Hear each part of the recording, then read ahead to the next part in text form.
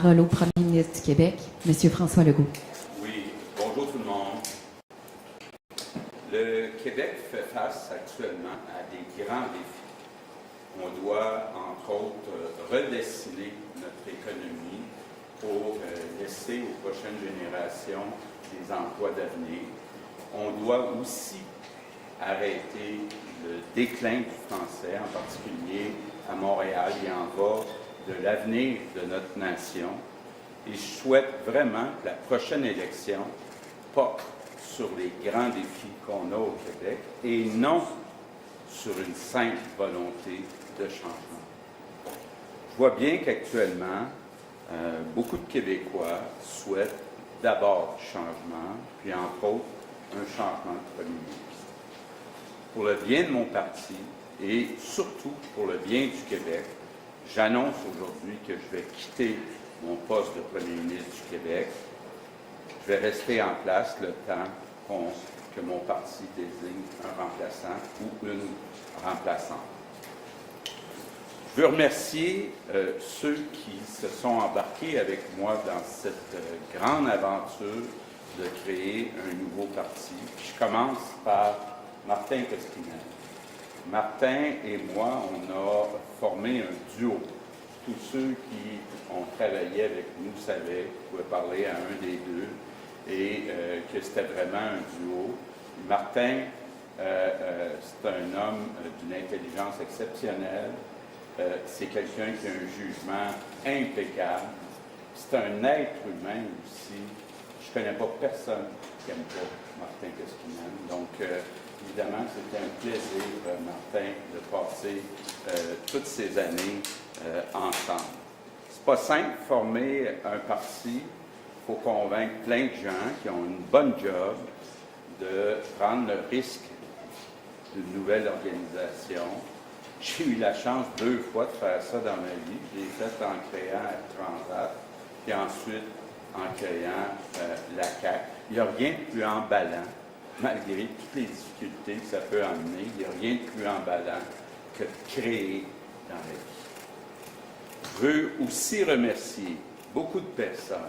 Je vais sûrement en oublier, mais je veux remercier Brigitte, bien sûr, au parti, Stéphane, c'est le seul discours, c'est pas lui qui écrit, Claude, l'adjointe de Martin, Lynn, Nicole, de mon bureau de comté, Pascal, Charles, Mario, Yves, Dominique, David, l'autre Martin, Guillaume, Annabelle, Evan, Manu, Catherine, Marie-Christine, Stavros, Émilie, Mathias et tous les autres, là, j'ai nommé ceux qui sont peut-être plus en contact avec moi dans le quotidien.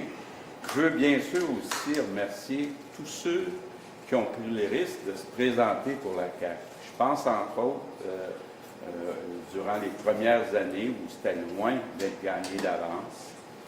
Et une des plus belles réalisations qu'on a réussi, c'est faire de la CAQ une famille. Je suis toujours content de voir que beaucoup d'employés ou de députés sont devenus amis, se fréquentent les fins de semaine. C'est vraiment une belle famille et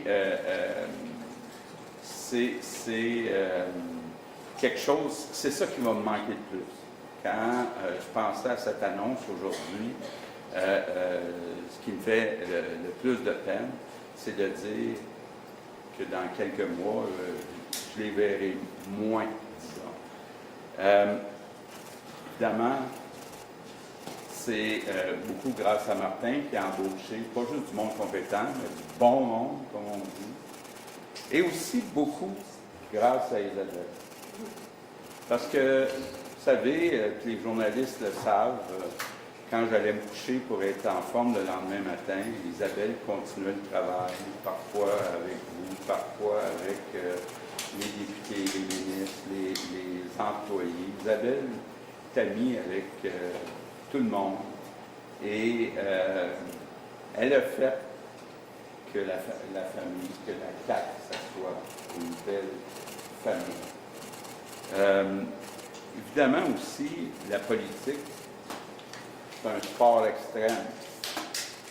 Il y a des hauts, mais il y a aussi des bas. Puis Isabelle a toujours été là pour m'épauler dans les moments plus difficiles. Merci, Isabelle. Merci aussi à mes deux garçons, mes deux petits gars, comme on les appelle. Ils ont eu parfois des remarques moins gentilles dans leur travail ou plutôt dans leurs études. J'aurais voulu leur épargner ça parce qu'on les aime tellement, ces deux petits gars. Mais ils sont peut-être plus forts à cause de ça. Je veux aussi remercier tous les citoyens de la circonscription de l'Assomption qui m'ont fait confiance pendant toutes ces années. Et c'est quand même pas rien ce qu'on a réussi. Là, je vois Brigitte qui est là. Ce qu'on a réussi, je pense entre autres aux 7 premières années. C'est pas bien là, de dire en 7 ans, former 2 gouvernements majoritaires, là, 7 ans après la création du parti. C'est tout un exploit. Maintenant, parlons un peu de ces 2 mandats. Bien, je peux vous garantir que chaque jour, je me suis levé en me disant je veux ce qu'il y a de mieux pour les Québécois. J'ai pas toujours réussi, mais je peux vous garantir que j'ai essayé très fort avec toute l'énergie que j'avais. Évidemment aussi, Isabelle me le fait remarquer, les bénévoles qui sont là depuis la journée 1. Il faut leur dire merci. Au début, c'était pas facile aller expliquer ce que c'est la CAQ sur leur terrain. Donc, je leur dis merci. Revenons sur le premier mandat. Évidemment, on va tous se souvenir qu'on a été très occupés par la pandémie. J'ai essayé 7 jours sur 7 de sauver le maximum de vies au Québec. J'ai essayé de prendre des décisions, même si on avait de l'information qui était incomplète. On était un petit peu, comme partout dans le monde, dans le brouillard.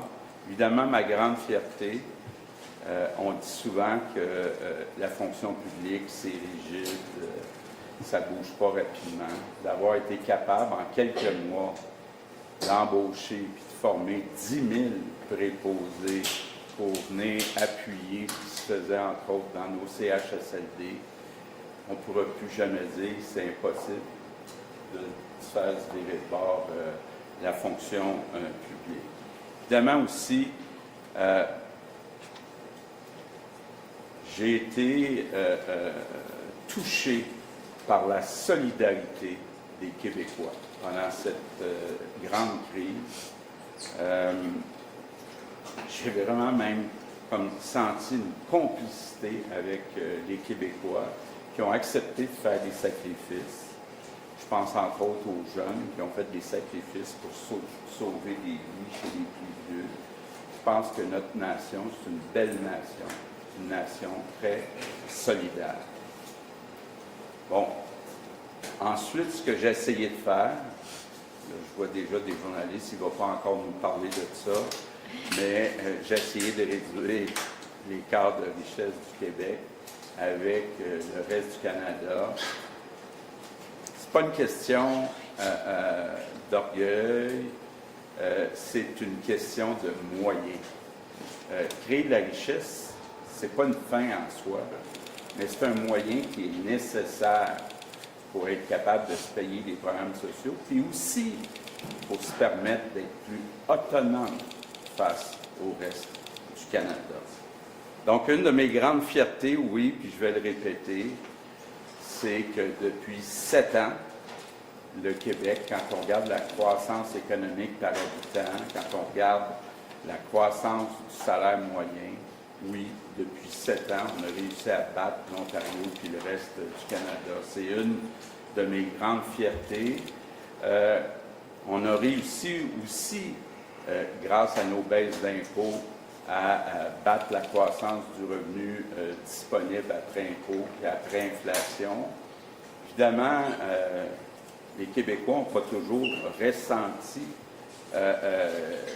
cette croissance du revenu disponible parce que, comme partout dans le monde, on a vécu une période où il y a eu une forte augmentation du coût de la vie. Je pense entre autres au logement, je pense entre autres à l'épicerie, mais il reste que quand même, les faits sont têtus. Le revenu disponible après impôt, après inflation, a plus augmenté depuis 7 ans au Québec que dans le reste du Canada. Comment on a fait ça? Bien, encore là, je suis fier. On a pris une position, j'ose le mot, peut-être que vous allez plus me pardonner les mots maintenant, une position très agressive pour attirer des investissements des entreprises au Québec. On a eu beaucoup plus d'investissements des entreprises depuis 7 ans. Évidemment, il y a eu quelques échecs, on en a beaucoup parlé, mais il y a eu surtout beaucoup de succès. Et c'est ce qui explique aussi nos bons résultats économiques. Ce que ça a fait aussi, c'est qu'en attirant tous ces investissements, on a pu utiliser les surplus d'électricité qu'il y avait chez Hydro-Québec. On a pu relancer les grands travaux chez Hydro-Québec. Ça va être très important pour les prochains mois, les prochaines années, parce que l'incertitude qui est amenée par Donald Trump amène beaucoup d'entreprises à mettre sur pause leurs investissements. Donc, c'est important de venir compenser. C'est important aussi, à moyen, à long terme, les prochaines générations vont profiter de ces grands travaux chez Hydro-Québec. Bon, évidemment, j'ai conclu une entente que je jugeais gagnant-gagnant, avec Martin d'ailleurs, avec Terre-Neuve, pour rehausser et renouveler Churchill Falls, mais aussi préparer le développement d'un nouveau projet, Gull Island. Bon, malheureusement, il y a eu une élection au cours des derniers mois. Le nouveau gouvernement de Terre-Neuve a jugé, dans le fond, que l'entente était trop avantageuse pour le Québec. Mais je suis confiant qu'au cours des prochains mois, on va trouver une entente gagnant-gagnant, parce que c'est important pour le Québec, c'est important pour Terre-Neuve de profiter de cette immense possibilité. Je suis fier aussi du rattrapage qu'on a fait en santé, en éducation, en culture. Isabelle y est pour beaucoup pour la partie culture. Depuis 7 ans, je donne quelques chiffres, je sais que mes conseillers me disent que je donne toujours trop de chiffres, mais bon, parce que j'ai été élevé comme ça. Les budgets, depuis 7 ans, ont augmenté de 57 % en santé, de 58 % en éducation et de 61 % en culture. C'est du jamais vu, tout ça en seulement 7 ans.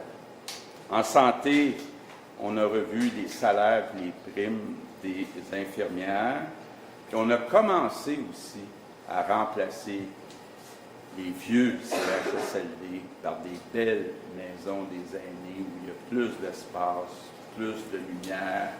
On doit ça à nos aînés. Puis on a réussi aussi à convaincre enfin les médecins de famille de changer leur mode de rémunération. Puis je vous le dis, on va le voir même dans les prochains mois. Ça va être une révolution du côté de la prise en charge des patients en première ligne. En éducation, bien évidemment, je suis très fier, puis on a commencé à le faire très tôt, d'avoir augmenté le salaire des enseignants. Je ne le dirai jamais assez, les enseignants, ce sont les personnes les plus importantes dans notre société après les parents. Et on doit les valoriser davantage. Bien sûr, ça commence par leur salaire. On les a aidés aussi, on a embauché des orthophonistes, on a embauché des aides à la classe. Puis comme on l'a fait pour les maisons des aînés, on a développé un nouveau concept d'école. Vous avez vu, on a déjà ouvertes quelques-unes, avec plus d'espace, plus de lumière. Je pense que c'est important pour les enfants, mais aussi pour les enseignants qui y travaillent. En culture, bien évidemment, on a essayé d'aider le plus possible nos artistes, incluant pendant la pandémie, parce que le cœur, l'âme d'une nation, c'est sa culture. Puis une de mes grandes fiertés, je ne sais pas si je serai invité, mais en tout cas, ça va être l'ouverture l'été prochain du premier musée de l'histoire nationale du Québec. Il est temps qu'on célèbre au Québec la grande aventure de notre nation francophone en Amérique. Parlant de notre nation, en matière de défense de notre identité, on a adopté des lois marquantes. On a adopté la loi 21 sur la laïcité, qui vient interdire les signes religieux pour les employés qui sont en position d'autorité. On a aussi adopté la loi 96, la première loi importante pour renforcer la charte de la langue française. Concernant l'immigration, l'explosion du nombre d'immigrants temporaires par le gouvernement fédéral, malheureusement, a accéléré le déclin du français, en particulier à Montréal et à Laval. Les Québécois doivent être beaucoup plus vigilants pour l'avenir de leur nation, pour l'avenir du français. Le Québec forme une nation qui est toute proportion petite en Amérique du Nord, qui sera toujours vulnérable en Amérique du Nord. On n'a pas à être gêné de protéger notre langue, notre culture et nos valeurs. Soyons fiers d'être Québécois. Soyons fiers de notre nation. En terminant, je remercie sincèrement les Québécois de m'avoir confié 2 mandats majoritaires. J'aime profondément les Québécois et le Québec, et être le premier ministre du Québec, ça a été pour moi le plus grand honneur de ma vie. Merci.